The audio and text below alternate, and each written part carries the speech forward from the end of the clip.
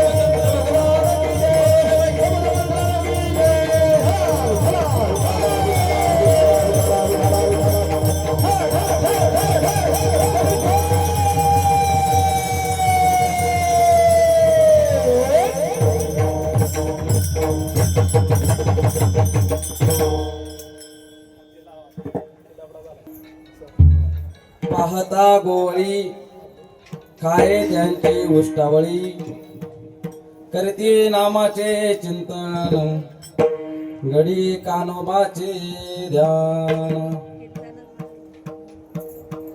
आले द्यावे डाई धावे वळत्या मागे गाई करती नामाचे चिंतन घडी कानोबाचे ध्यान एके ठाई काला एके ठाई काला तुका म्हणे भाविकाला करती नामाचे चिंतन घडी कानोबाचे ध्यान पंढरीच्या देवराया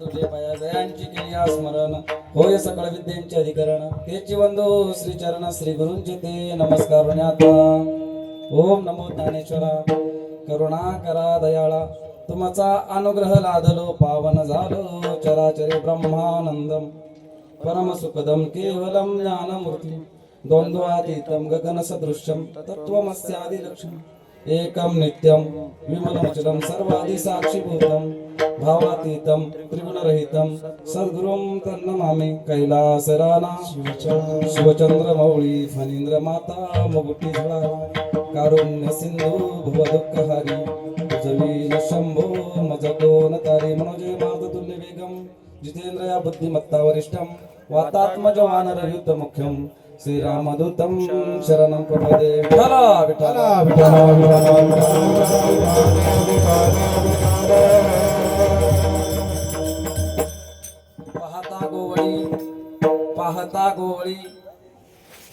पाहता गोवळी खाये त्यांची उष्टावळी करीती नामाचे चिंतन गडी कानोबाचे ध्यान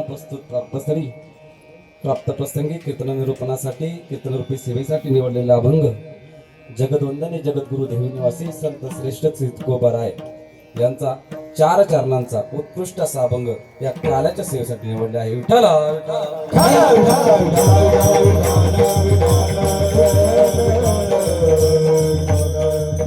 या अभंगातून जगद्गुरु तुकोबाराय गोवळ्यांची म्हणजे गायी पालन करणाऱ्या भगवान श्रीकृष्णाच्या सवंगड्यांची अवस्था सांगतात बघायला गेलं तर ते गवळे आहेत गायी ओळखतात पण त्यांची उष्ट किंवा उष्टावळी खाण्याचं काम हा भगवान परमात्मा जगाचा मालक श्रीकृष्ण परमात्मा करतो कारण ते नामाचं चिंतन करतात तर ते नामाचे चिंतन नुसतं चिंतन करत नाही तर ते कानोबाचं ध्यान या ठिकाणी करतात त्याचबरोबर खेळ खेळत असताना ज्या वेळेस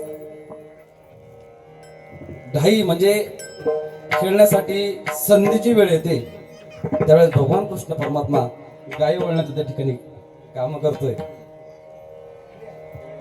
कारण ते नामाचं चिंतन करताय कारण ते नामाचे चिंतन गडी कानोबाचे ध्यान त्याचबरोबर तुकोबारा शेवटच्या चरणात सांगतात तुका म्हणे काला एके ठाई काला ज्यावेळेस काल्याची वेळ येते तो काला कोणाला मिळतो तो काला तुकाराम महाराज म्हणतात फक्त भाविकाला मिळतो कारण करती नामाचे चिंतन गडी कानोबाचे ध्यान विठ्ठल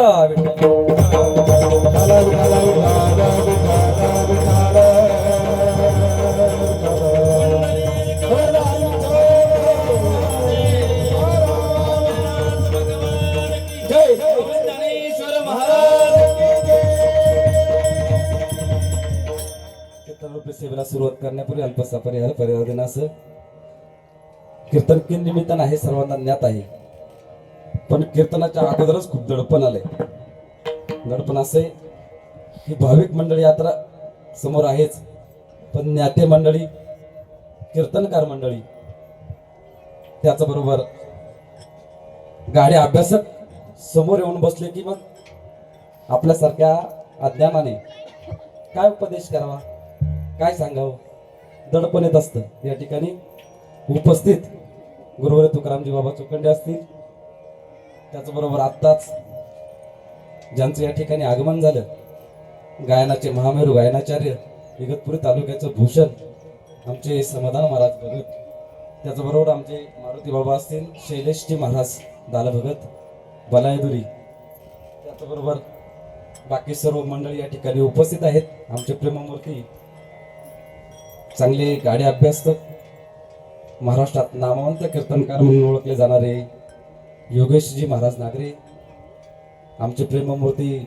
ज्यांचे सुश्राव्य असं कीर्तन तुम्ही ऐकलं ते राजेंद्रजी महाराज ढोन्नर, किसन महाराज ढोन्नर, विनयकरी बाबा, मृदुंगाचार्य सचिनजी महाराज, हरी महाराज या ठिकाणी उपस्थित आहे. सर्वांच्या चरणी एकदा नतमस्तक होतो, सेवेला सुरुवात करतो. विठ्ठला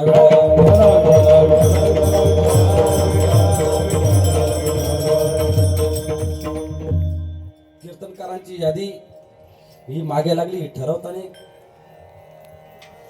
रोदास बाबाने ठरवल्याने सांगितलं की आपल्याला कीर्तनाशी एकदम ठेक्यात घ्यायची, एकदम अशी चढती कीर्तनं घ्यायची. म्हणून त्यांनी क्रम व्यवस्थित लावून एकापेक्षा एक असे अभ्यासक कीर्तनकार यांची संगत लावून आणि आपल्या समोर दिसते पहिलं कीर्तन, दुसरं, तिसरं, चौथं, पण शेवटचा नंबर त्यांनी चुकवला. खरं तर नंबर पहिला पाहिजे होता, पण भाविकांच्या किंवा सर्वांच्या प्रेमाने या ठिकाणी काल्याची सेवा माझ्या वाटेला आली. मी सर्वांचं एकदा शतशारुनी किंवा माझं अंतकरण खरं बघायला गेलं तर या ठिकाणी बोलण्याचं नाही, तर तुमच्या सर्वांच्या प्रेमाने मला बोलण्याची संधी दिली, त्याबद्दल मी तुमचा ऋणी आहे. विठ्ठला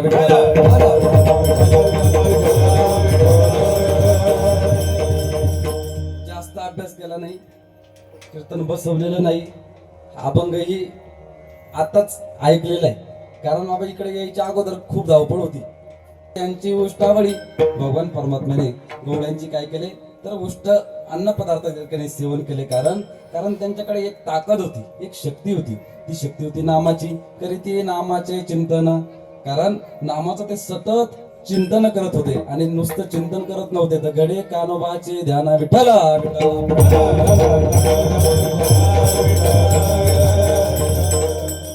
ज्ञानोबरायांच्या दरबारामध्ये अलंकापुरामध्ये आपण आलोत ना, किती पावनभूमी आहे. इथं इतिहास काय आपल्याला राजेंद्र महाराजांनी व्यवस्थित पद्धतीने त्या दिवशी सांगितलंय. आता मागे सांगायला काय उरलंच नाही, पण या अलंकापुरामध्ये आल्यानंतर इतिहास तर त्यांनी सांगितलं, पण आपण इथे आल्यानंतर काय करावं काय करू नये हे सर्व त्यांनी योग्यरित्या आपल्याला समजून सांगितलं. आणि समजून सांगितल्यानंतर आपल्यामध्ये बदलही झाला. आपण 2-3 दिवसापासून सूचना देत होतो. पहिल्या दिवशी कोणी ऐकलं नाही, दुसऱ्या दिवशी थोड्या कमी ऐकल्या, तिसऱ्या दिवशी ऐकल्यात नाही. आज तुम्हाला दिसलं सगळ्या सूचना ऐकल्या. कसं म्हणशाल परिवर्तन झालं सचिन महाराज. तुम्ही म्हणता परिवर्तन होत नाही, दिंडीत आल्यावर परिवर्तन होतच. पहिल्या दिवशी आपण ओरडून सूचना दिल्या, बॅगीमध्ये ठेवू नका, मध्ये मोकळी जागा ठेवा, आपलं कोणी ऐकलं नाही. दुसऱ्या दिवशी आपण हरिपाठाच्या अगोदर सांगितलं, आपल्या बॅगी इथं ठेवू नका, मध्ये जागा ठेवा, सगळ्यांना बसायला जागा होईल, असं करा, कोणी ऐकलं नाही. ना आज बाबा कोणाला सांगायचीच गरज पडलेली नाही. का बरं? परिवर्तन झालं.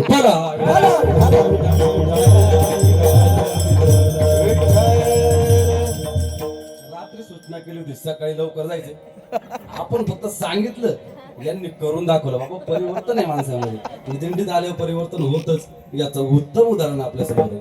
बघा, सूचना दिली तर दिली, वरून काही जण तर आपल्यापर्यंत सूचना घेऊन आले. म्हणजे बाबा रात्री सूचना दिली 9 ते 11 म्हणलेत ना, मग 9ला सुरू करू, 11च्या अगोदर संपू. तिकडून आपले जे स्वयंपाक करणारी मंडळी आपले भाविक आहेत, त्यानं बाबा काळजी करू नका, सगळं उरकले म्हणे.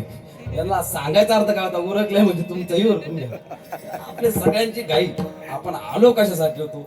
आलो आळंदी क्षेत्रामध्ये, अलंकापूर क्षेत्रामध्ये, सिद्धबेटामध्ये आल्यानंतर काय काय करायचं हे आपण ज्ञातही करून घेतलं, श्रवणाद्वारे ऐकलंही आणि आपल्या आपल्यामध्ये त्याचं परिवर्तन करून आपण बऱ्यापैकी प्रयत्नही केला. एकादशीच्या दिवशी म्हणजे अगोदरच्या दिवशी दशमीच्या दिवशी संध्याकाळी राजेंद्र बाबांनी सांगितलं, आपण या इंद्रायणीमध्ये स्नान केल्यानंतर इंद्रायणीमध्ये स्नान केल्यानंतर काय पुण्य मिळतं, ते पुण्य मिळण्याचं महत्व किंवा पुण्याचं महत्व तुम्हाला समजावल्याबरोबर सकाळी 90% आपली पब्लिक, आपली जी भाविक मंडळी आहे ती सगळीच्या सगळी इंद्रायणीवर गेली होती.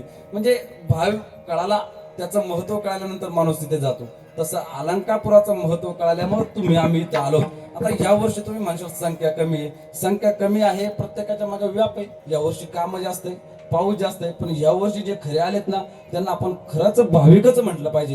कारण भाविकच यावर्षी उपस्थित आहे. कितीही काम जरी असलं ना तरी ते प्रत्येक आपलं आपलं काम मागे टाकत असतात आणि या ठिकाणी त्यांना ओढ लागत असते. जशी दिवाळी आल्यानंतर महिलेला सासरी ऐकता सासरी जायची ओढ लागत असते, नाही म्हणजे आहेत तुम्ही जाऊन देणार, माहेरी जायची ओढ लागत असते, तशी ओढ या अलंकापुरामध्ये येण्यासाठी साधकाला लागत असते. विठ्ठल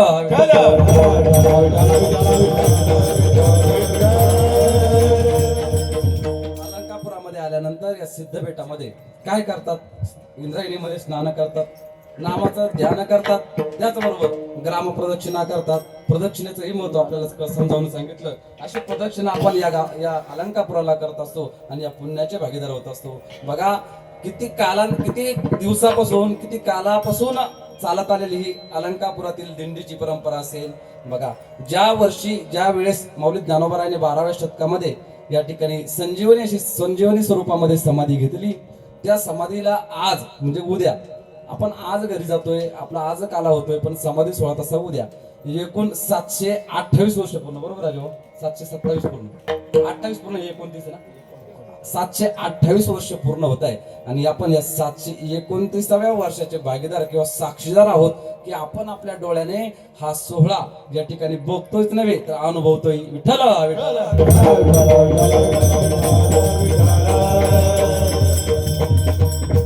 किती वय होतं ज्यावेळेस माऊली ज्ञानोबारायांनी या ठिकाणी समाधी घेतली, संजीवनी स्वरूपामध्ये समाधी घेतली.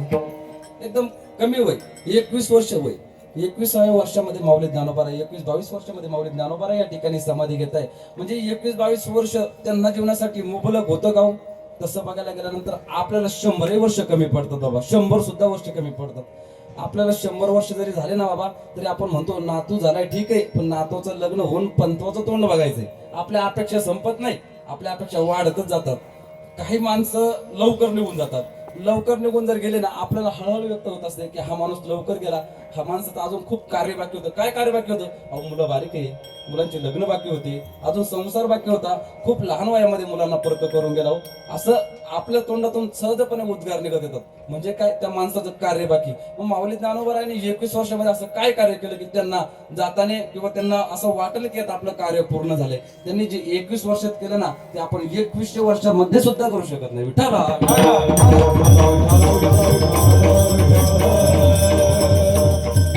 किती त्रास होता माऊली ज्ञानोबारायांना. आपण गेली 4 कीर्तनामध्ये तेच ऐकतो की माऊली ज्ञानोबारायांना या आळंदीमध्ये खूप असा त्रास झाला. संन्यासाची मुलं म्हणून हिणवलं गेलं. त्यांना शुद्धीपत्रक आणण्यासाठी आपल्याला रात्री मीराताईंनी सांगितलं की शुद्धीपत्रक आणण्यासाठी पैठणला गेले. तिकडे काही प्रकार घडला, रेड्याच्या मुखातून त्यांना वेद बोलवायला सांगितले. एवढं सर्व झाल्यानंतरही तरी माऊलीच्या मनामध्ये काय, तर जगाचं कल्याण व्हावं, जगाचा उद्धार व्हावा, जडजीवांचा उद्धार व्हावा, उद्धारासाठी आपण काहीतरी केलं पाहिजे. आणि त्यांनी देवाकडे मागणं मागून ठेवलं. ते मागणंही आपण रात्री ऐकलं. काय मागणं सांगितलं? आता विश्वात्मके देवे, त्याने देवाकडे मागितलं की या सर्व जगताचा काय व्हावा, तर उद्धार व्हावा, नवे नवे अवघाची संसार. त्यांनी प्रतिज्ञा करून ठेवली होती की मी जाताने किंवा जाते वेळी हा संसार जो आहे ना, हे संसार सागर जो आहे ज्याला आपण भवसागर म्हणत असतो, तो अवघा सुखाचा करून जाईल. कारण आपण प्रत्येक अभंग जर बघितले तर या संसाराला किंवा सागराला भवसागर म्हटले, नवे नवे तर याला नाशिवंत, याला काय म्हटले, दुःखाचं मूळ म्हणले. संसार दुःख मूळ, चहूकडे इंगळ विश्रांती, सगळीकडे काय सांगितलं, दुःख बांधवडी आहे हा संसार, दुःख बांधवडी आहे हा संसार.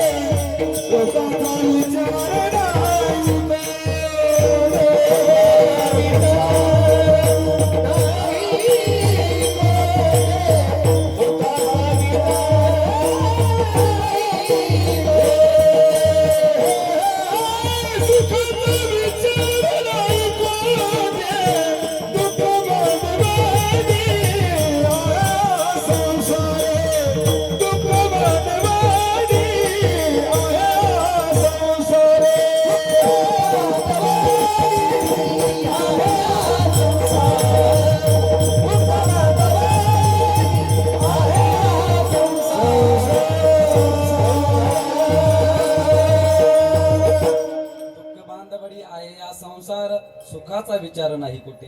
या संसारामध्ये सुखाचा विचार कुठेच नाही. पण या संसारालाही म्हणजे या संसार रूपा भवसागरामध्ये असलेल्या मनुष्यालाही मी सुखाचं करीन. अवघाची संसार सुखाचा करीन. अनन्य भरी नदीनी लोक, अनन्य भरी नदीनी लोक, अनन्य भरी नदीनी लोक, अनन्य भरी नदीनी लोक. माझी संसार सुखाचा करीन, माझी संसार सुखाचा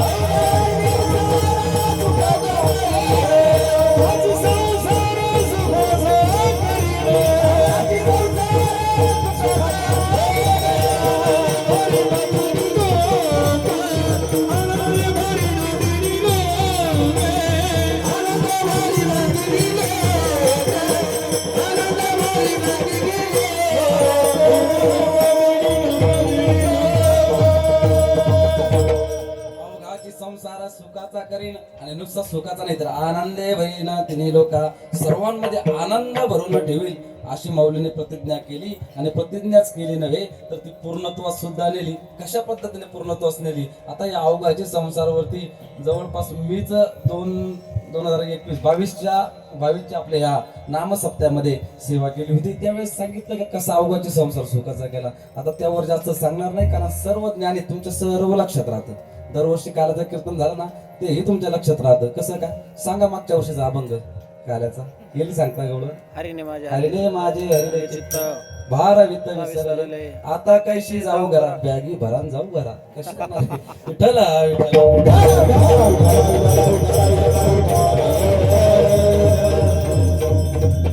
नो हे बरा हा लौकिक, इथं लौकिक बरा नव्हे. असं आनंदे भरीना तिन्ही लोक अशी प्रतिज्ञा केली. आणि तशी प्रतिज्ञा पूर्णत्वास नेली. कशा पद्धतीने पूर्णत्वास नेली अगोदरही सांगितले. माऊलींनी केलेली प्रतिज्ञा पूर्ण केली.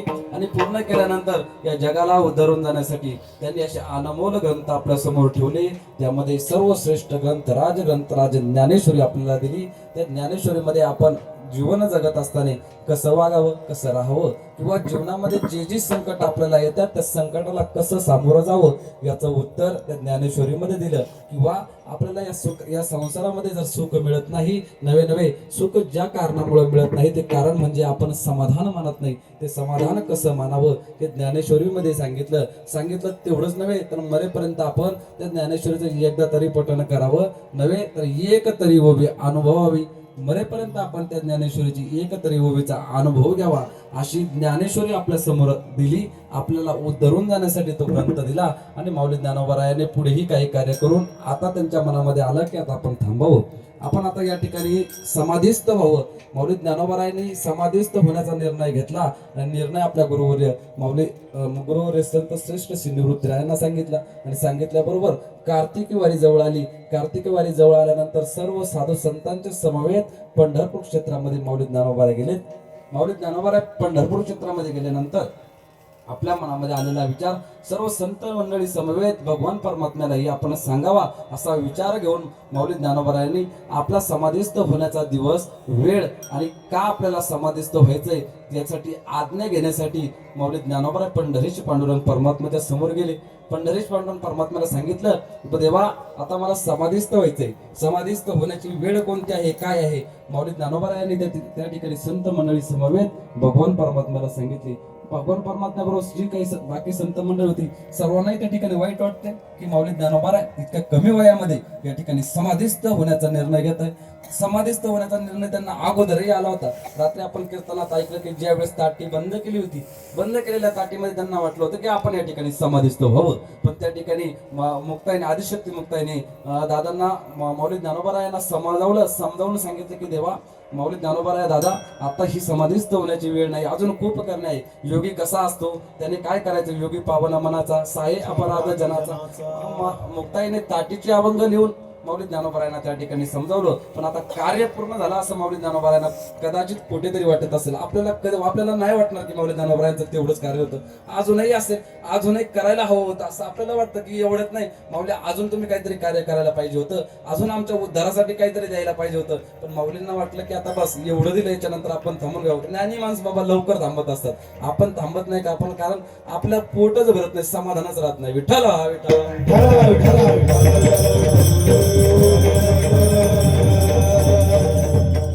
भगवान पंढरीश पांडुरंग परमात्म्याला सांगितलं की समाधीस्थ व्हायचे. भगवान पंढरीश पांडुरंग परमात्म्याने सांगितलं की हो माऊली ज्ञानोबा, इथून पुढे 15 दिवसानंतर कार्तिकी वारी येईल. त्या कार्तिकी वारीला तुम्ही काय करा, समाधीस्थ होण्याची वेळ, त्या वेळेला तुम्ही समाधीस्थ होऊ शकता. त्यावेळेस मी पंढरीश पांडुरंग परमात्मा या ठिकाणून आळंदी क्षेत्रामध्ये तुम्हाला समाधी देण्यासाठी सर्व संत मंडळी समवेत येईल. विठ्ठल विठ्ठल.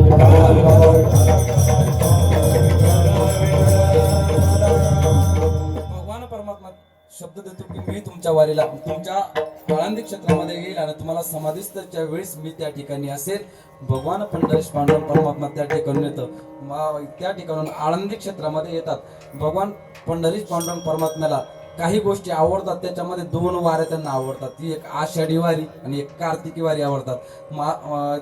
पांडुरंग परमात्मा म्हणतात की तुम्ही इतर वेळेस जर मला विसरत तर नसाल किंवा माझ्यापर्यंत जर तुम्ही माझ्या दर्शनासाठी येऊ शकत नसाल ना, तर वर्षातून किमान तुम्ही 2दा तरी मला भेटायला येत चला. आषाढी कार्तिकी विसरू नका. आषाढी कार्तिकी विसरू नका.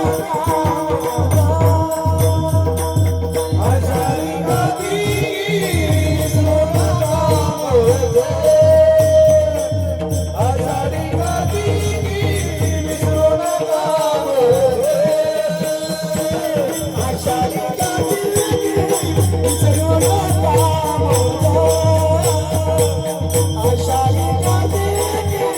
विसरू नका. आषाढी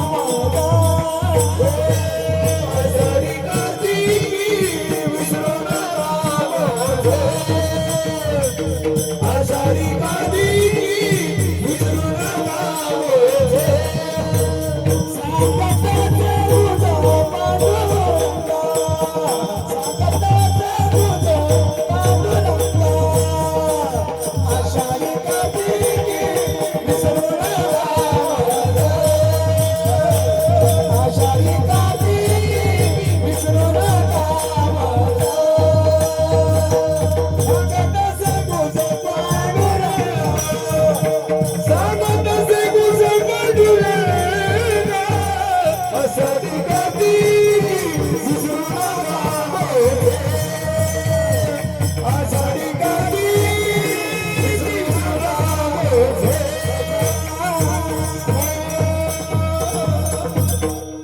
आषाढी कार्तिकी विसरू नका मज सांगत असे गुज पांडुरंग. पांडुरंग परमात्मा म्हणतात आषाढीची वारीला आणि कार्तिकीच्या वारीला मात्र मला तुम्ही विसरू नका.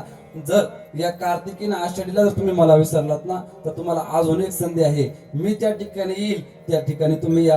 यात्रे अलंकापुरी येतील. तुम्ही सर्वजण काय करा, यात्रे अलंकापुराला या. कारण आषाढी कार्तिकीला तुम्ही आल्यानंतर मला आवडतात ना. एक सुंदर अभंग आहे, आवळे देवासी. आपल्याला सर्वांना ज्ञात आहे. आवळे देवासी तो ऐका प्रकार, नामाचा उच्चार रात्रदिवस तुळशी माळ गळा, गोपीचंदन टिळा, हृदयी कळबळा वैष्णवांचा. आषाढी कार्तिकी पंढरीची वारी, साधन निर्धारी आन नाही. आषाढी कार्तिकी साधन दुसरं करण्याची गरज नाही. जर या 2 वाऱ्या केल्यात, जर यातूनच चुकलेत ना, यातून चुकल्यानंतर देवाला आवडत नाही. मग देवाला आवडण्यासाठी एक संधी तुम्हाला कोणती, यात्रे अलंकापुरी येते. यात्रे अलंकापुरी,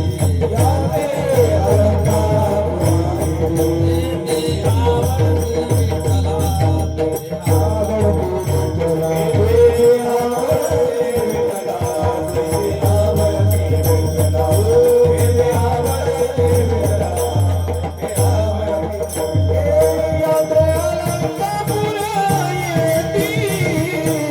तुझी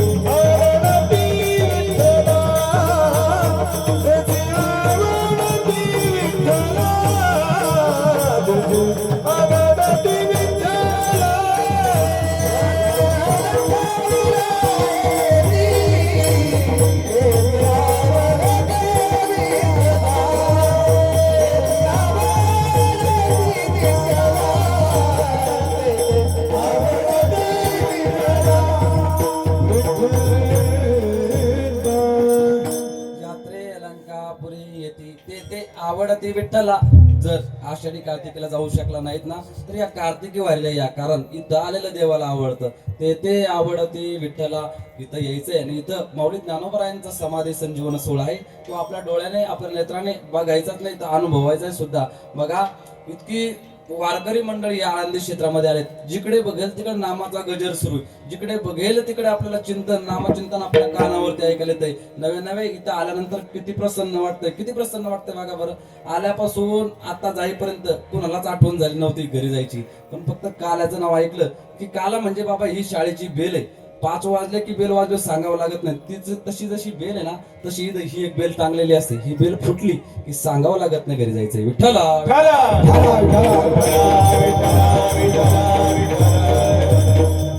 भगवान परमात्म्यासोबत सर्व संत साधू मंडळी या ठिकाणी अलंकापुरामध्ये आली आणि अलंकापुरामध्ये त्यांनी माऊली ज्ञानोबरायांना समाधीस्थ किंवा समाधी देण्याची जी वेळ ठरलेली होती, आता ही वेळ अगोदरच ठरलेली होती, अगोदरच निश्चित होती. किती माऊलींच्या अगोदर समाधी झाल्या सर्वांना ज्ञात आहे. माऊली समाधीस्थ होण्याच्या अगोदर कार्तिकी वारी आणि द्वादशीचं पारणं किंवा द्वादशीचा उपवास सोडण्यासाठी भगवान परमात्म्यासह सर्व संत मंडळीने त्या ठिकाणी प्रसाद केला. सर्वांना प्रसाद वाटताय. प्रसाद वाटताना माता रुक्मिणी आपल्या तिथं आलेल्या साधू संतांना, नवे नवे योगी असतील, तपे असतील, त्या सर्वांना अन्नपदार्थ त्या ठिकाणी भोजन स्वरूपामध्ये महाप्रसाद देत आहेत. भगवान परमात्मा तिथे उभे राहून रुक्मिणी मातेला सांगताय ते जपी तपी योगी त्यांना देण्यापेक्षा हे माझे गरीब वारकरी इथं बसले यांना प्रसाद वाढावा. प्रसाद वाढण्यासाठी रुक्मिणी माता स्वतः प्रसाद देत आहे. का द्वादशी संपली आणि आता समाधीचा दिवस, तिसरा दिवस त्रयोदश. या ठिकाणी त्रयोदशीचा सूर्य उगवला. सर्वांचं अंतकरण त्या ठिकाणी भरून आलेलं आहे. विठ्ठला विठ्ठला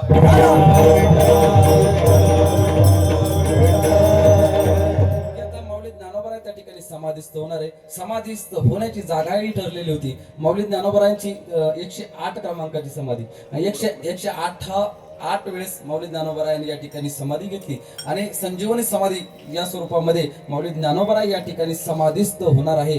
सर्व संत मंडळी त्या ठिकाणी आली आणि मंडळी त्या ठिकाणी आल्यानंतर आता माऊली ज्ञानोबराय ज्या ठिकाणी समाधीस्थ होणार आहे तिथली शिळा, तो नंदी हटविला नंदी शिवाचा ढोळा, तो नंदी बाजूला केला किंवा ती शिळा बाजूला केली आणि मध्ये जे भुयार किंवा जी जागा होती त्या जागेकडे माऊली ज्ञानोबरायांना घेऊन जाण्यासाठी निवृत्ती दादा आणि एका बाजूने भगवान पंढरीश पांडुरंग परमात्म्याने माऊलींना आपल्या हाताने पकडले आणि त्या ठिकाणी समाधीचा तो अभंग तुकोबा नामदेव महाराजांनी एकदम सुंदर पद्धतीने लिहिलाय. देव निवृत्ती धरिले दोन्ही जातो ज्ञानेश्वर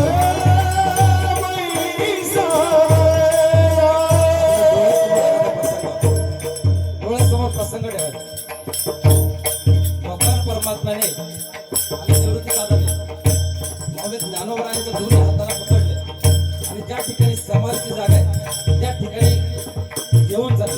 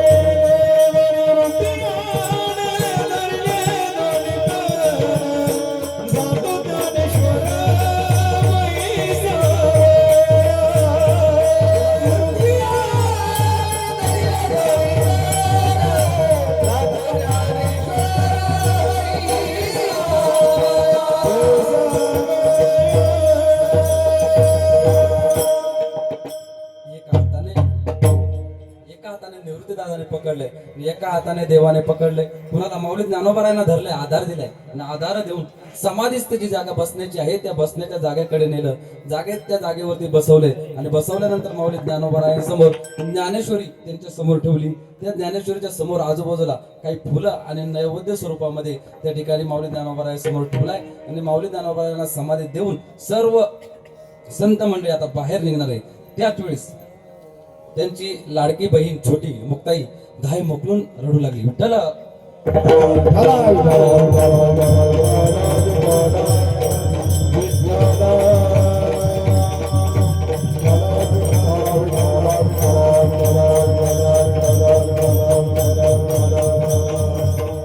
ज्या निवृत्तीदादाने आपली काळजी घेतली, जो बापा स्वरूप आई बापांची ज्याने भूमिका निभावली, तो निवृत्तीदादा ही समोर आहे. त्या ठिकाणी सोपन दादा ही समोर आहे आणि मुक्ता ही समोर आहे. तिघही भावंडांना आपला जुना प्रसंग जे 20 वर्ष माऊली ज्ञानोबरायांसमोर राहिलेत ते प्रत्येक क्षण डोळ्यासमोर आठवू लागला. प्रत्येक वेळेस माऊली ज्ञानोबरायांनी मुक्ताईला धीर दिला असेल, मुक्ताईने माऊली ज्ञानोबरायांना धीर दिला असेल, गुरु निवृत्तीनाथांनी ज्ञानोबांना समजवलं असेल किंवा उपदेश केला असेल. सर्व भावंडांनी एकत्रित राहिले. प्रत्येक क्षण त्यांच्या डोळ्यासमोर आठवत होता. बाकीची संत मंडळी नामदेव महाराज त्या ठिकाणी ते बघत होते. नामदेव महाराजांनीच त्यांच्या मुलांनी 4 मुलांनी ती समाधीची जागा पूर्ण साफ करून व्यवस्थित पद्धतीने करून ठेवली होती आणि आता समाधीची वेळ किंवा समाधीस्थ होण्याची वेळ आता आली. सर्वांना संत मंडळीने नामदेवरायाने निवृत्तीदादाने बाहेर काढले आणि त्या समाधीच्या जागेवरून बाहेर काढून काय केले तर ते समाधीचं जे दार आहे ते दार बंद केले. वेळ कमी असल्यामुळे आपण आता जास्त विस्तार करू शकत नाही, पण समाधीचे दार बंद केले आणि सर्व संत मंडळी बाहेर आले. सर्वांचं अंतःकरण भरून आलंय. सर्वजण रडताय. नामदेव महाराजांचाही त्या ठिकाणी आसवाचा बाण किंवा दुःखाचा बाण तो त्या ठिकाणी फुटलेला आहे आणि तेही त्या ठिकाणी दुःखामध्ये रडत आहे की मला ज्यांचा सहवास लाभला असे माऊली ज्ञानोबराय आता समाधीस्थ होत आहे म्हणून सर्व मंडळी बाहेर आली आणि माऊली ज्ञानोबरायांना त्या ठिकाणी समाधी लावली. विठ्ठल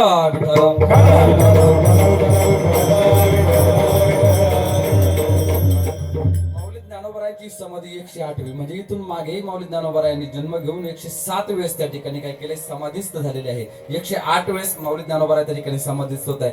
मग त्या ठिकाणी बाकीची संत मंडळी उपस्थित असलेली म्हणू लागली की माऊली ज्ञानोबरायांचा हा समाधी सोहळा इतक्या सुंदर पद्धतीने पार पडला. इथून पुढेही आम्ही ह्याच वेळेस माऊली कार्तिकी वारी द्वादशी आणि त्रयोदशीला समाधी सोहळ्यासाठी या ठिकाणी उपस्थित राहू, या अलंकापुरामध्ये येऊ आणि माऊली ज्ञानोबरायांचा संजीवन समाधी सोहळ्याचा अनुभव आम्ही या ठिकाणी येऊन घेऊ. त्यापासून म्हणजे आतापर्यंत संजीवनी समाधी म्हणण्याचं कारण की ती आजही त्या स्वरूपात आहे. तुम्ही म्हणशाल आजही आहे म्हणजे आजही माऊली ज्ञानोबराय त्या ठिकाणी बसलेत. म्हणशाल कशा काय त्या ठिकाणी बसलेत. 15व्या शतकामध्ये तिथून पुढे 300 वर्षानंतर नाथबाबांना जाऊन सांगतात की माझ्या कंठाला आजान वृक्षाची मुळी लागली म्हणजे माऊली ज्ञानोबराय त्या ठिकाणी आहे. त्यानंतर आजान वृक्षाची मुळी कट केली किंवा ती बाजूला केली, त्या ठिकाणी समाधी व्यवस्थित साफ केली. हे जेव्हा त्या बादशाला समजलं तेव्हा बादशाह त्या अलंकापुर नगरामध्ये येतोय आणि खरंच माऊली ज्ञानोबराय आहे का नाही बघण्यासाठी कहा आहे ज्ञानोबराय मुझे भी देखना है म्हणून ती जी समाधी आहे त्या समाधीला त्यांनी काय लावलंय तर उकरण्यासाठी जागा केली. एका ठिकाणी होल पाडल्यानंतर त्या होलातून असंख्य प्रकारचे असंख्य भुंगे त्या समाधीच्या जागेतून बाहेर आले. पण समाधीचं स्वरूप किंवा समाधी बघून त्या बादशाला काही दिलेली नाही. त्यानंतर परत 1972व्या शतकामध्येही काही अंधश्रद्धा निर्मूलनाच्या लोकांनी माऊली ज्ञानोबरायांची खरंच समाधी आहे की नाही बघण्यासाठी त्या ठिकाणी आले होते. संजीवन समाधी सोहळा त्यावेळेस हरिभक्त पारायण गुरुवर्य मामासाहेब दांडेकरजी महाराज होते. ते मंदिराचा सर्व कारभार बघायचे. त्यांनी त्या अंधश्रद्धा निर्मूलवाल्यांना वैज्ञानिक दृष्ट्या पटवून दिलं की आजही माऊली ज्ञानोबराय त्या ठिकाणी चैतन्य स्वरूपाने आहेत. कारण चैतन्य स्वरूपात जी शक्ती असते ती शक्ती आजही त्या ठिकाणी अनुभवायला मिळते. ती अनुभवी यंत्राच्या स्वरूपाने त्या ठिकाणी उपस्थित असलेल्या अंधश्रद्धा निर्मूलनवाल्यांना मामासाहेब दांडेकरच्या समवेत शास्त्रज्ञाने पटवून दिली. आजही माऊली ज्ञानोबराय त्या ठिकाणी समाधी संजीवन स्वरूपाने उपस्थित आहे. मग असे किती दिवस माऊली राहणार. 108च वेळेस समाधी का अजून एखाद वेळेस का नाही का. महाराज म्हणतात नाही. देवाला प्रश्न करतात संत मंडळी अजून एखाद्या वेळेस होईल का. अजून एखाद्या वेळेस समाधीचा सोहळा किंवा समाधीस्थ माऊली ज्ञानोबराय होतील का. देव म्हणतात नाही. आता ज्ञानोबराय तुम्ही आहे कुठपर्यंत आहे तर देव स्वतः सांगतात. माऊली ज्ञानोबराय नव्हे तर संतांना सांगतात की समाधी कुठपर्यंत असेल. देव म्हणे ज्ञानेश्वर देव म्हणे ज्ञानेश्वरा जोवरी असं बाबा तुमच्या माझा पाठ नाही येते एकदा सरळ म्हणून जी समाधी राहू दे स्थिरा तो तुझी समाधी स्थिर राहो रे निरंतर. जववरी जववरी एक क्षितिमंडळ, जववरी एक समुद्र जळ. हा मग माऊली दानवराला देव त्या ठिकाणी सांगतात की बाबा आता इथून पुढे परत समाधी होणार नाही. जोपर्यंत चंद्र आहे, जोपर्यंत सूर्य आहे, जोपर्यंत समुद्र आहे, जोपर्यंत पृथ्वी आहे, तोपर्यंत तुझी समाधी राहील असं नाही. जोपर्यंत समाधी आहे तोपर्यंत हे राहील. विठ्ठल विठ्ठल.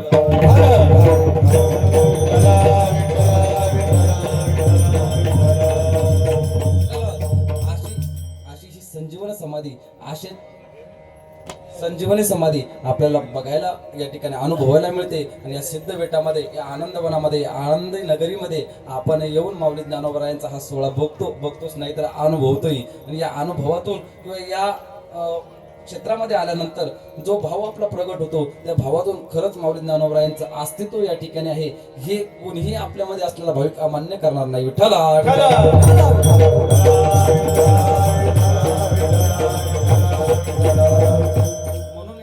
अलंकापूर क्षेत्रामध्ये यायचंय. यात्रे अलंकापुरी येते कारण ते देवाला आवडतात. म्हणून आपण या क्षेत्रामध्ये येऊन देवाला जे आवडतं ते करायचं. आणि इथे आल्यानंतर या क्षेत्राचा महिमान किती महत्व आहे तुम्हाला माहितच झाले. इंद्रायणीचं स्नान केल्याने काय होतं, प्रदक्षिणा केल्याने काय होतं, इथं नामचिंतन केल्याने काय होतं, इथं दान केल्याने काय होतं, इथे तुम्ही आले जरी या भूमीत येऊन जरी बसले तरी या पुण्यवान भूमीमध्ये आपला सहवास जर लागला तर आपल्या मनामध्ये परिवर्तनही या ठिकाणी होत असतं. कारण मनामध्ये परिवर्तन करण्याची ताकद ही फक्त संतांमध्ये आहे. आणि एकदा का मनाचं परिवर्तन झालं की बरोबर माणसाचं चित्त ठिकाण्यावरती येतं.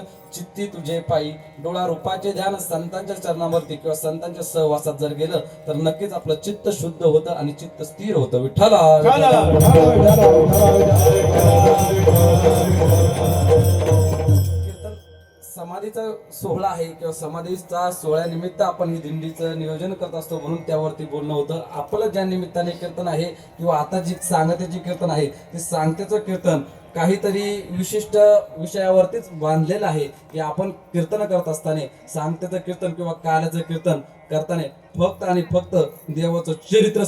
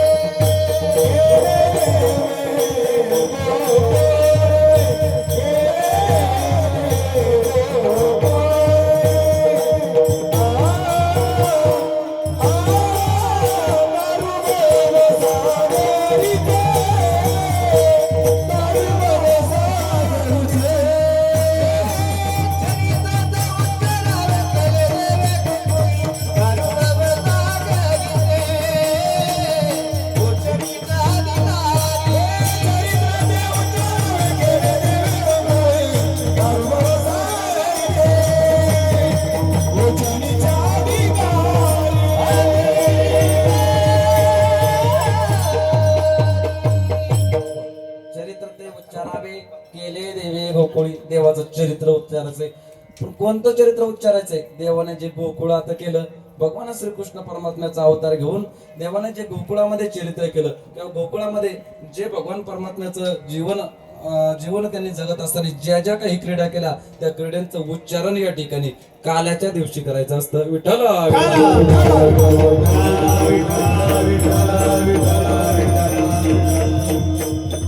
भगवान परमात्मा परमात्म्याने का घेतला असेल बरं हा अवतार? भगवान श्रीकृष्णाचा अवतार का घेतला? काय त्यांना नक्की सिद्ध करायचं होतं? भगवान श्रीकृष्णाचा अवतार जर घ्यायचा म्हटलं तर आपल्या सगळ्याच्या समोर प्रश्न उपस्थित राहतो की त्या ठिकाणी त्यांचा मामा ज्याने अन्याय अत्याचार माजवला होता, ज्याने व्यभिचार माजवला होता, त्याला मारण्यासाठी, आपण म्हणतो कंसाला मारण्यासाठी भगवान परमात्म्याने अवतार घेतला. जर भगवान परमात्म्याने कंसाला मारण्यासाठीच अवतार घेतला होता तर कंस मेल्यानंतर मग कशाला राहिली? कंस मेल्यानंतरही त्यांनी किंवा कंसाला मारल्यानंतरही त्यांचं अस्तित्व या भूतलावरती होतच ना. कंसाला मारण्यासाठी अवतार घेतला असं नाहीच. बघा, माणसाला जर मारायचं असेल, आता माणसाला जर मारायचं असेल तर काय लागतं मारायला? एखाद्याला जर मारायचं जर ठरवलं आपल्याला तर काहीतरी शस्त्र लागतं, काहीतरी अस्त्र लागतं की ज्याच्या सहयोगाने, ज्याच्या सहाय्याने आपण त्याला मारू शकतो. पण जर देवाला मारायचं असलं तर देव कसं मारतो?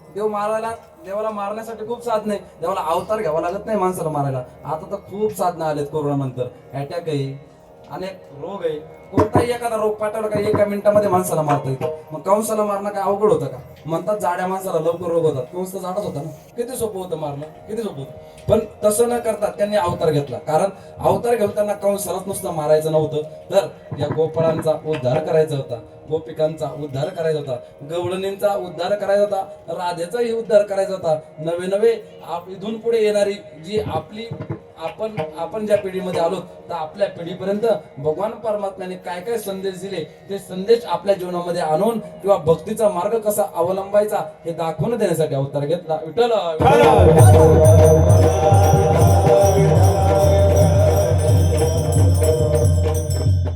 जन्म झाला सर्वांना माहिती. आकाशाची वाणी सांगत असे लोक.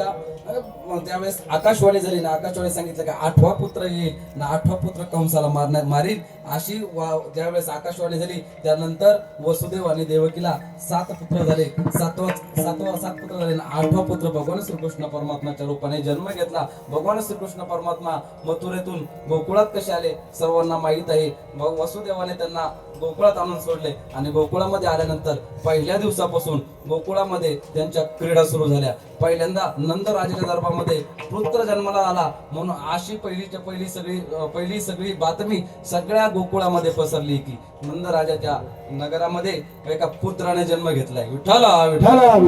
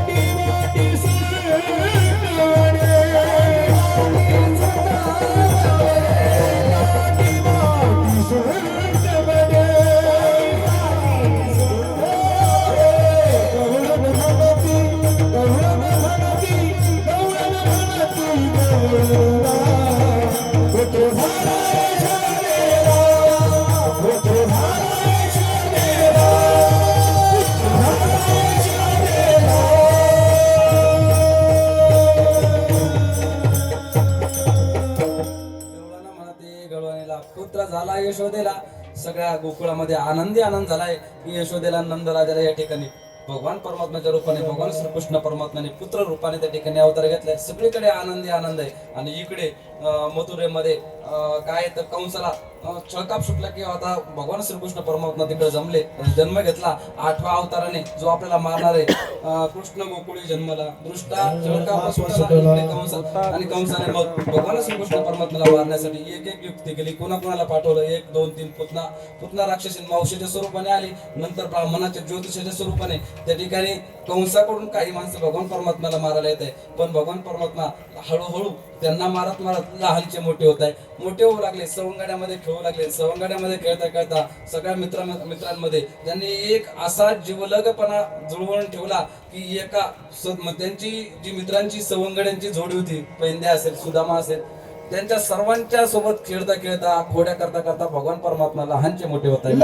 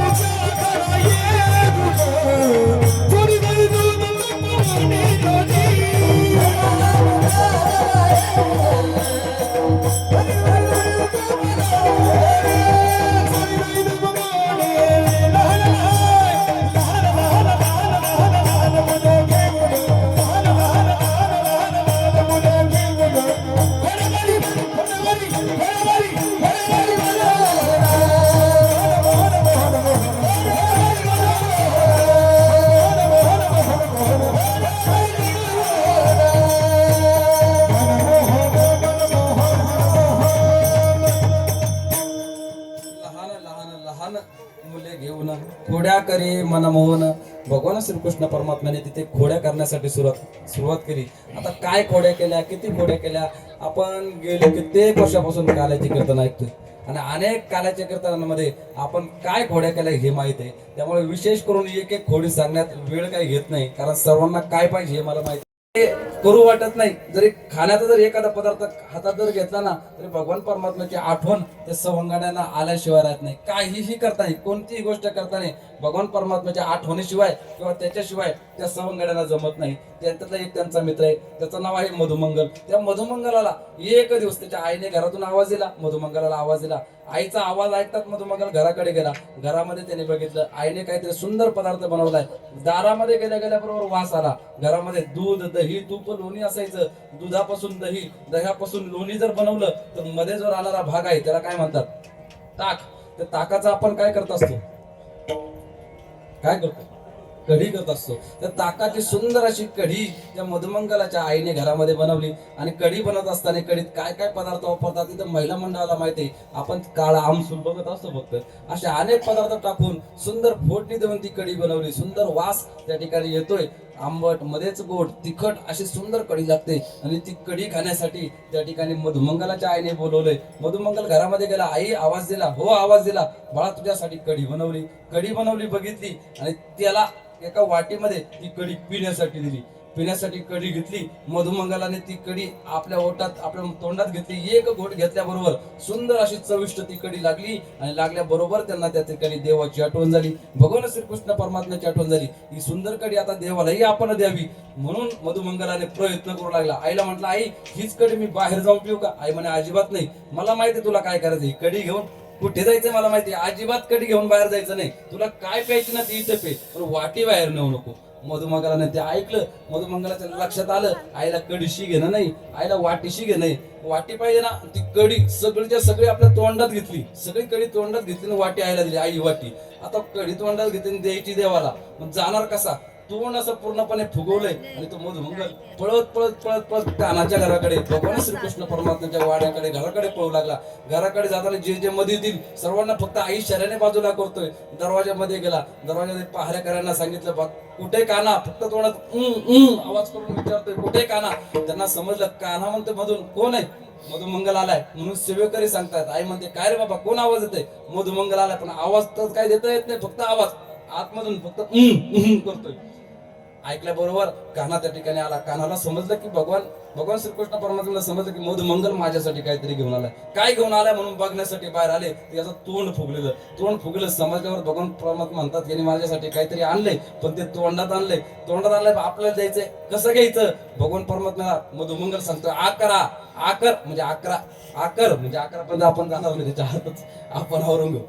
आकर. भगवान परमात्म्याने आग केल्याबरोबर जी कढी तोंडात होती ना ती भगवान परमात्म्याच्या तोंडात टाकली. बघा, विचार करा, काही वेळ 5 ते 10 मिनिटं ती कढी आपल्या तोंडात ठेवली. आपण आपल्या तोंडामध्ये एखादा पदार्थ 1 मिनिट जरी ठेवला ना, त्यामध्ये आपली लाळ, आपल्या तोंडातील लाळ त्यामध्ये मिक्स होत असते, त्यामध्ये समाविष्ट होत असते. आणि ती लाळ पूर्ण त्या कढीमध्ये काय झाली तर मिसळली गेली. आणि ती कढी भगवान परमात्म्याच्या तोंडामध्ये दिली त्या मधुमंगलाने. अभंगाचं प्रथम जय.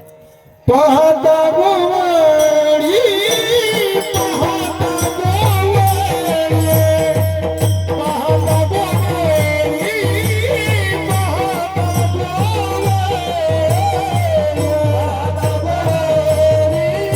गोवळी, पाहता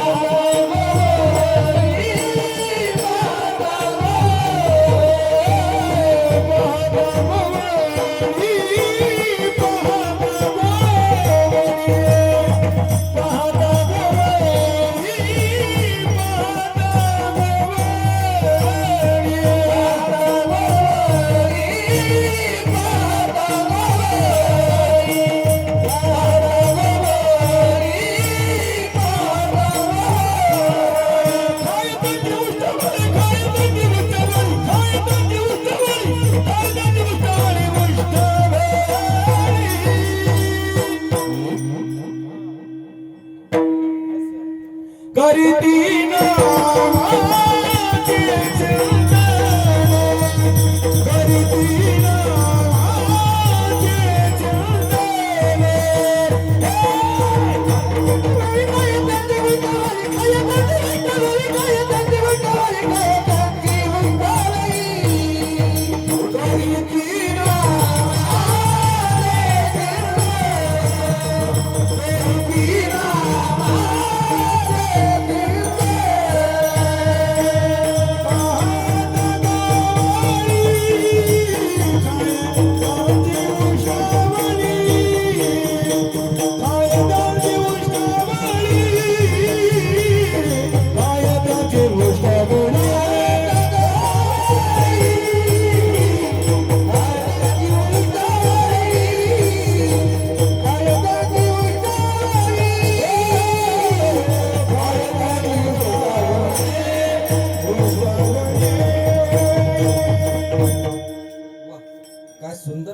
ठिकाणी त्या मधुमंगलाने आणली.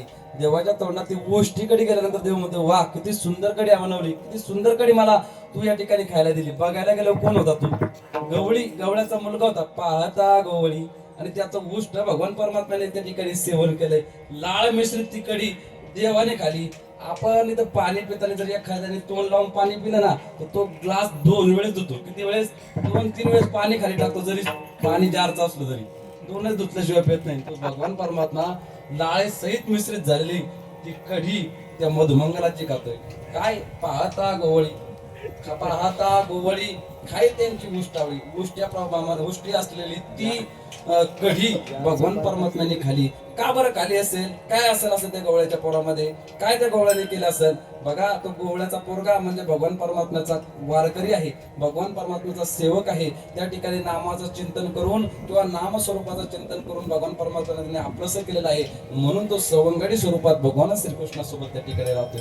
लहानचा मोठं होतोय, प्रत्येक खोडीमध्ये देवासोबत राहतोय. आणि या प्रत्येक क्षणाक्षणाला जर भगवान परमात्म्याचा सहवास जर लागत असेल तर तो देवाला तितका प्रिय होतो. आपण या ठिकाणी आल्यानंतर, या क्षेत्रामध्ये आल्यानंतर किती जण आपल्याला या ठिकाणी येऊन भेटले, किती जणांमध्ये आपण वावरलो. नुसतं वावरलोच नाही, ज्या वेळेस पहिल्यांदा दिंडी आणली होती तुकाराम बाबांनी, त्यांनी बघितलं होतं दिंडीमध्ये मोजून काहीतरी 30-35 लोक होते. बरोबर आहे बाबा? 35 ते 40 लोक होते. पण त्या 35 ते 40 लोकांसोबत परत 5 ते 6 जण पुढच्या वर्षी नवीन आली. ती नवीन आली ना, ती नवीन आल्याने त्यांनी हा आनंद बघितला आणि ती माळकरी झाली, वारकरी झाली. वारकरी झाल्यानंतर संख्या वाढत गेली. काही सरळ आंब्याचा भाग होता, काही फक्त नागवाडीचा भाग होता. आता सरळ आंब्यासोबत तिकडून गोटेघर येते, चेरकुल येते, साईनगर येते, तिकडून नागवाडी सोबत घोडचरवाडी, मुद्राणी, समशेरपूर, सावरगावची, टाकरची मंडळी या ठिकाणी यायला लागली. का बरं येते? कारण संगतीचा परिणाम. एकदा या संगतीत आलं, याची गोडी लागली की माणूस आपोआप धावला जातो. नुसता धावत नाही, इथं येऊन बिना माळकरी ही माळकरी होतो. किती जण झाली आल्यावर? झाली का? काही नसेल झाली तर होऊन घ्या बाबा. संगतीमध्ये आल्यानंतर होतात. भगवान परमात्म्याच्या सोबत राहून इतकं प्रेम निर्माण झालं की उष्ट खाऊ लागला. आपण माळ घालू शकत नाही का? विठ्ठल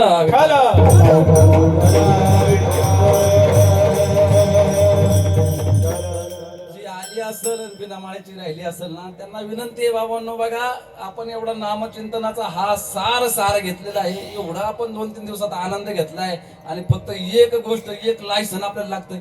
मुलीचं लग्न झालं का नाही ओळखण्यासाठी गळ्यातलं मंगळसूत्र कापी असतं, तसं आपण खरं वारकरी आहे का नाही बघण्यासाठी फक्त तुळशीची माळ कापी असते. खूप झाली तेवढी फक्त आपण आपल्या गळ्यात धारण करायची. दुसरं काय लागतं? कारण का मी सांगतो म्हणून नाही, आवड देवाची. मला मगाशीच सांगितलं, देवाला ते आवडतं ना, म्हणून तुळशीची माळ आपण धारण करायची. आल्यानंतर इथे इतका आनंद घेतो. मग आनंद घेताना घरी जाताना आपण तो विसरून जाऊ. घरात जर माळा असली तर आपण त्या माळीला पहिले आपल्याला आठवल तरी आपण दिवसातून एकदा तरी काय करायला पाहिजे? देवाचं नाव घ्यायला पाहिजे, भगवान परमात्म्याचं नाव घ्यायला पाहिजे, ज्ञानेश्वर माऊलीचं नाव घेतलं पाहिजे. कारण त्यांच्या नावाने आपला उद्धार होतो. विठ्ठल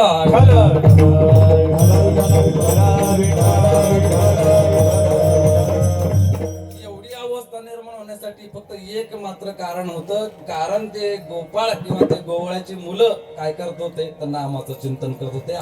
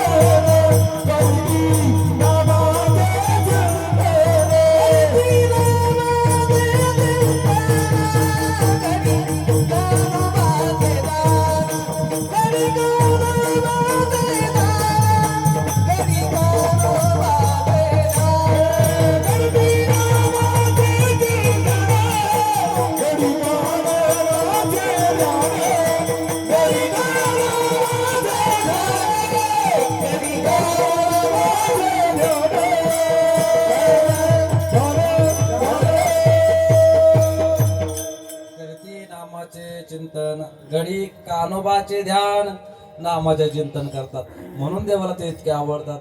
देव त्यांचं उष्ट सुद्धा खातो. उष्ट खातो फक्त नामाचं चिंतन करतात म्हणून नाही, तर घडोघडी वेळोवेळी ते देवाचं ध्यान करत असतात. एखादी मात आता इथं या ठिकाणी आपण आलो, नामाचं किती महत्व आपण पहिले कीर्तनात ऐकलं, दुसरेही ऐकलं, आतापर्यंत ऐकतच आलो.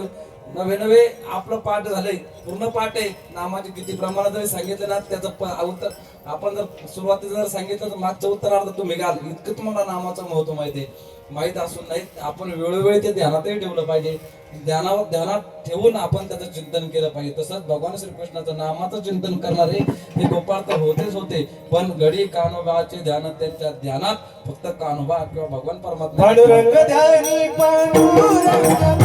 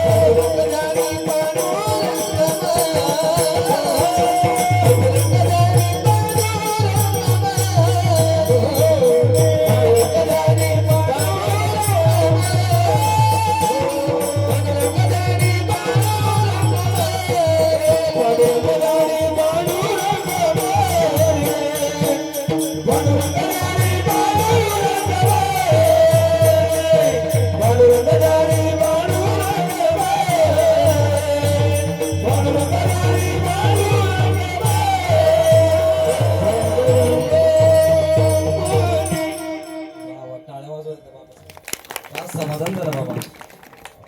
पांडुरंग ध्यानी पांडुरंग मनी करती नामाचे चिंतन, घडी कानोबाचे ध्यान. नुसतं ध्यानामध्ये त्या कान्होबाचं ध्यान त्यांना राहते. ते गोपाळ, आता गोपाळ काय काय क्रीडा करतायत. नुसतं आता एवढी जर गट्टी जमली असेल, एवढं जर खायला ते एकमेकांना विसरत नसेल, तर सोबत प्रत्येक कामात प्रत्येक गुन्ह्यामध्ये भगवान श्रीकृष्णाची साथ ते गोपाळ देत आहेत. काय खोड्या केल्या त्यांनी, किती खोड्या केल्या गोकुळामध्ये, नुसत्या खोड्या केल्या. काय कुणाच्या घरामध्ये जायचं, चोरी करायची, कुणाच्या घरामध्ये जायचं, दाढीची वेणीची गाठ मारायची, कुणाच्या घरामध्ये जायचं, त्या सुना सासू सुनांचा जो संसार चालला सुरू होता, सासूच्या खोड्या कर आणि सुनेच्या खोड्या कर, भांडणं लावायचे काम त्या ठिकाणी भगवान श्रीकृष्ण परमात्मा आणि ते सवंगडी करताय. एक एक गवळण आपली तक्रार घेऊन माता यशोदेकडे येते. एकी पुढे एकी पुढे एक फरिदावनी गोपिका,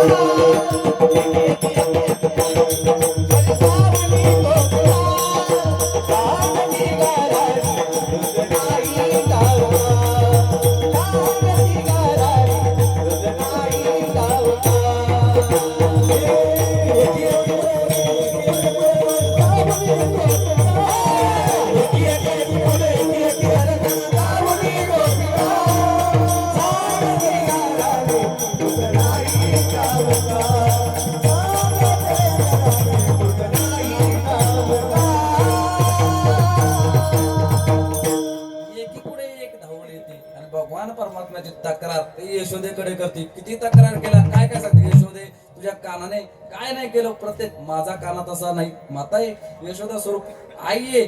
भगवान परमात्मा प्रत्येक गोडी माझा मुलगा करूच शकत नाही. भगत गुण गुणाचे प्राण, भगत गुण गुणाचे प्राण, भगत गुण गुणाचे प्राण, भगत गुण गुणाचे प्राण.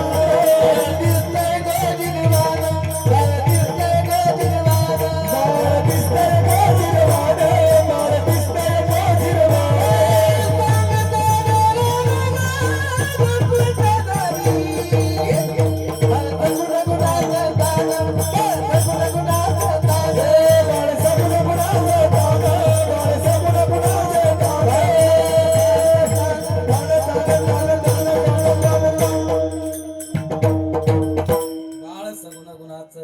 बाळ दिसतंय गो जिरवान, काय सांगता घराने ग गोकुळच्या नारी. तुम्ही गोकुळच्या नारी खोट्या तक्रारी माझ्याकडे घेऊन येत आहेत. माझं बाळ सगुण आहे, माझं बाळ ताना आहे, ते असं करूच शकत नाही. मातृत्व स्वरूप माझं बाळ असं करूच शकत नाही. किती एवढ्या खोड्या, हळूहळू आणखी खोड्या वाढत जात आहेत. शेवटी यशोदाता म्हणते, माता बाळा कान्हा, तुझ्या खूप खोड्या वाढल्यात, खूप तक्रारी आता माझ्याकडे येतात. बाळा आता तू इथे थांबायचं नाही. आता तू काय करायचं, तू आता उद्यापासून शाळेत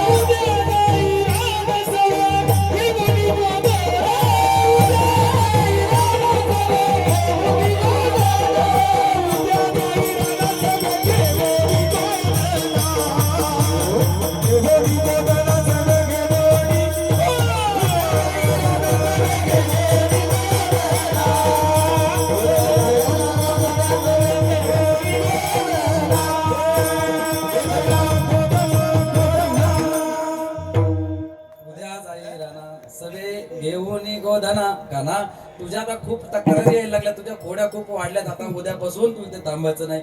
उद्यापासून गाई वळण्यासाठी, गायींच्या शाळेत तू इथून काय करायचं, जंगलामध्ये जायचंय, तिकडे गाई चरावयासाठी घेऊन जायचंय. उद्या जाई राणा सवे घेऊन गोधना. गोधन गायांना घेऊन जायचंय. मग ठरलं, देवालाही तेच पाहिजे होतं. आता आम्ही कुठे जाणार, रानात जाणार. तिकडे जाऊन काय, गाया चारण्यासाठी. मग सर्व गोपाळांना जमा केलं. उद्यापासून आपण गायी वळण्यासाठी जाणार. सर्वांना घेतलं आणि भगवान परमात्मा त्या ठिकाणी रानामध्ये गेले, वनामध्ये गेले आणि गायी चारू लागले. गायी चारत असताना भगवान परमात्म्याने सवंगड्यासोबत अनेक खेळ मांडले. किती खेळ मांडले,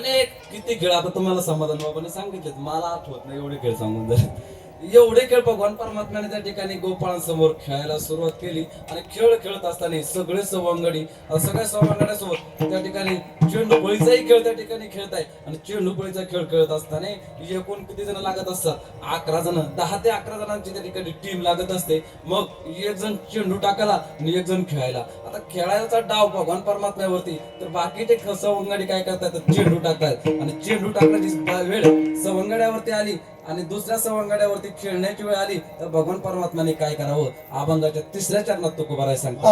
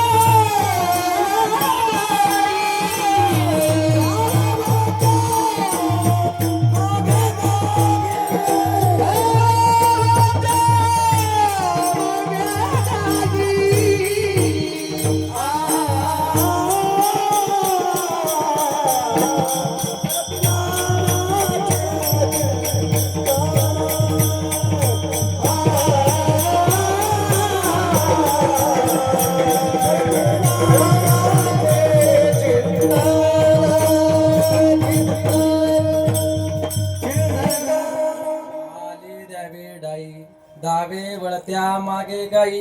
जर डाव द्यायची वेळ आली ना, तर भगवान परमात्मा त्या सवंगड्यांना डाव देतात आणि स्वतः काय करतात, धावे. विठ्ठल विठ्ठल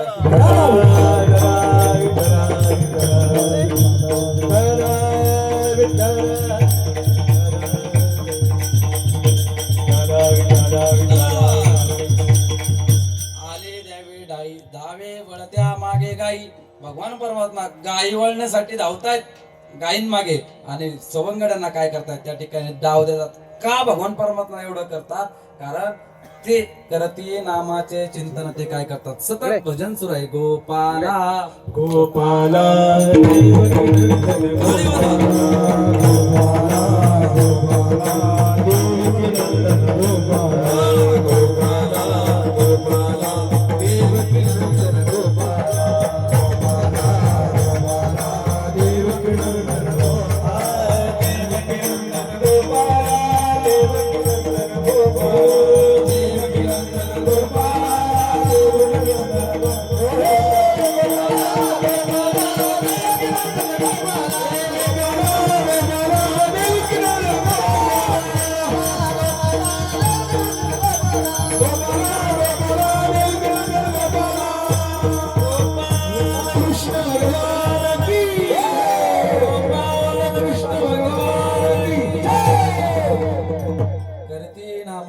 चिंतन गडे कानोबाचे ध्यान चिंतन करता करता डोळ्यासमोर त्या कानोबाला ठेवून चिंतन करतात. आपणही चिंतन करत असताना त्या भगवान परमात्म्याला डोळ्यासमोर ठेवायचंय. पंढरीश पांडुरंग परमात्म्याला डोळ्यासमोर ठेवायचंय आणि भजन करायचंय. विनंती सगळ्यांना जोरात सगळ्यांनी टाळी वाजवून भजन करायचंय. विठोबा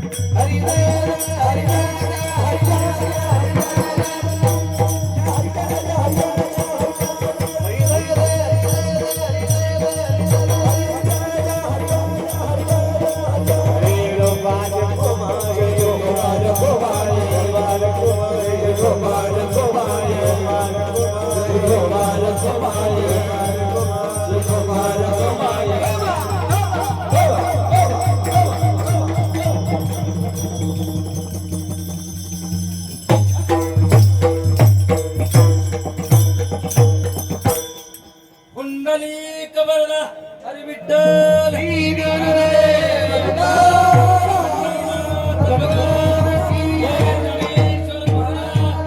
जगद्गुरु तुकाराम गोपाल कृष्ण भगवान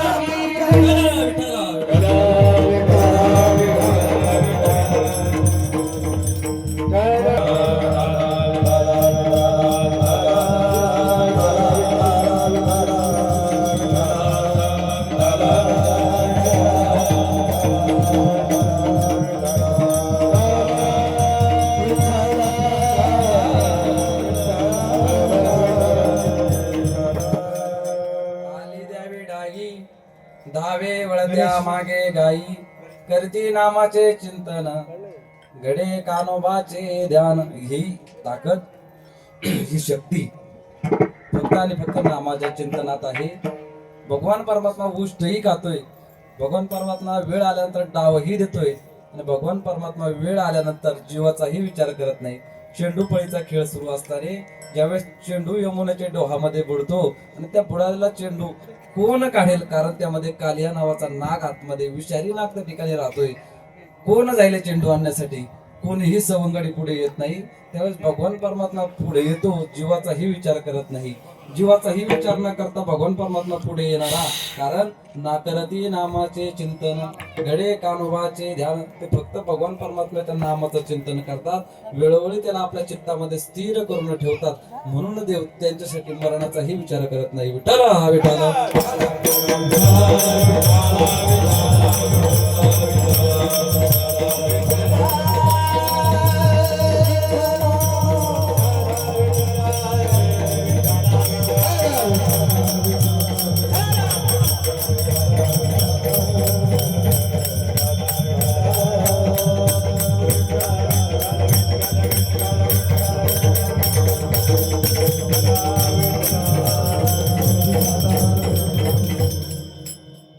आली द्यावी डाई धावे वळत्या मागे गाई करती नामाचे चिंतन गडे कानोबाचे ध्यान. आता खेळ खेळून डाव देऊन भगवान परमात्मा त्या ठिकाणी थकलाय आणि सर्व सवंगडीही त्या ठिकाणी थकलेत, सर्वच थकलेत. मला माहिती आहे सर्वांनाही आता कशाची प्रतीक्षा आहे, गोपाळांना सांगतोय आपल्याला नाही हा. त्या गोपाळांना सर्वांना प्रतीक्षा आहे आता कशाची. कोटी भार खांदी खांदी खांदी भार कोटी भूक काय विठाला विठाला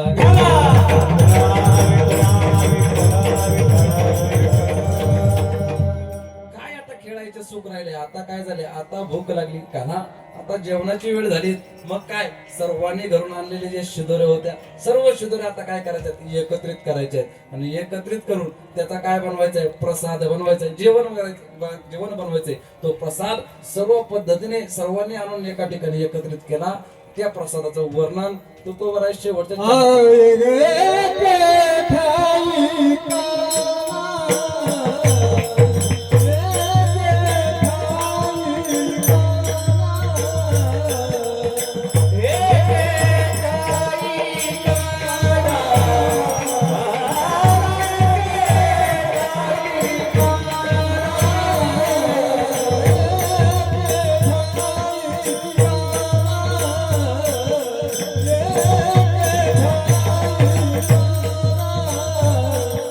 ए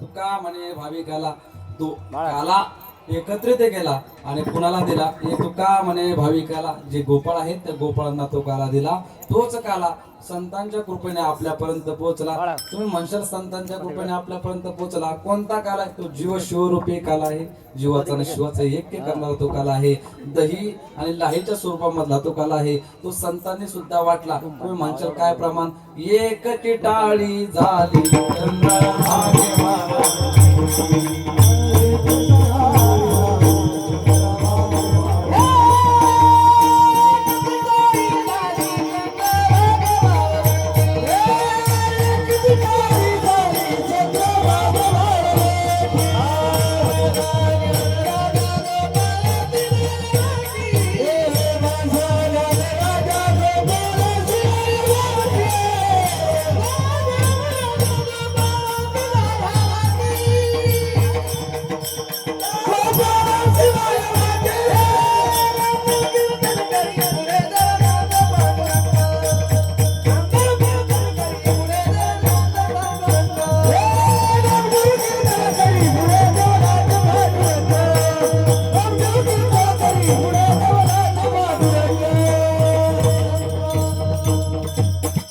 एकची टाळी झाली चंद्रभागे वाळवंटी माझा ज्ञानराज गोपाळासी राया वाटी भगवान मौली ज्ञानोबारायाने सुद्धा हा काला वाटला हा काला आम्हाला या ठिकाणी आपल्याला या ठिकाणी प्रसादाच्या स्वरूपाने भेटतोय हा प्रसाद स्वर्गातील देवांनाही मिळाला नाही त्यांनी सुद्धा अपेक्षा केली की हा प्रसाद आम्हाला मिळावा पण मिळाला नाही हा संतांच्या कृपेने आमच्यापर्यंत आलाय आमच्यापर्यंत येऊन पोहोचलाय कालाचा प्रसाद मिळाला म्हणजे कार्यक्रम संपला असं नाही तो कार्यक्रम कालाचा प्रसाद म्हणजे पुढच्या वर्षीचा आमंत्रण समजावं उपस्थित असलेल्या सर्वांनी ह्या प्रसादाचा प्रसाद घ्यायचा आणि पुढच्या वर्षी एवढ्याच भाविकांनी या ठिकाणी उपस्थित व्हायचंय काही बोलता बोलता काही चुकीचा शब्द गेला असेल कारण कीर्तन काय असं ठरवून वाचून काही केलेलं नाही अनुभवातून काहीतरी किंवा इतर गुरुजनांचं ऐकलेले आणि मेन म्हणजे खूप दडपणात बोलण्याचा या ठिकाणी योग आलेला आहे खूप सारी मंडळी या ठिकाणी उपस्थित होते आणि सगळे अभ्यासू मंडळी आता योगेश बाबा असतील आमचे राजेंद्र बाबा तुकाराम बाबा या ठिकाणी समाधान बाबा म्हणजे समाधान बाबांनी त्यांच्या जीवनात या 5-10 वर्षामध्ये जवळपास 500-600 कार्य केले असतील जास्त केले असतील कदाचित जास्त असतील नाही म्हटले म्हणजे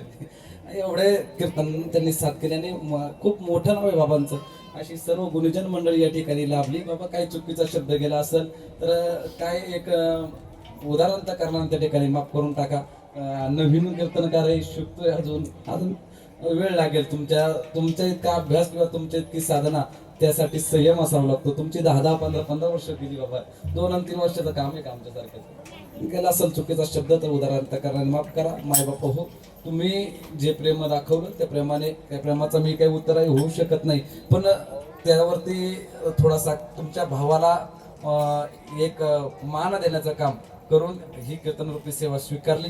तसं बघायला गेलं तर खरंच माझी इच्छा नसते काल्याचे कीर्तन करण्याची, पण बरेच माता भगिनी टाकलेला भार आणि त्या भाराला उतराई व्हायचं म्हणून या ठिकाणी कीर्तनरूपी करण्याची सेवा मला तुम्ही प्राप्त करून दिली. तुमचा सर्वांचा मी आभारी आहे. तुमचं असंच प्रेम आमच्यावरती असावं अशी मी भगवान माऊली चरणी प्रार्थना करेल आणि कीर्तनरूपी सेवेला या ठिकाणी पूर्णविराम देतो. ज्ञानेश्वर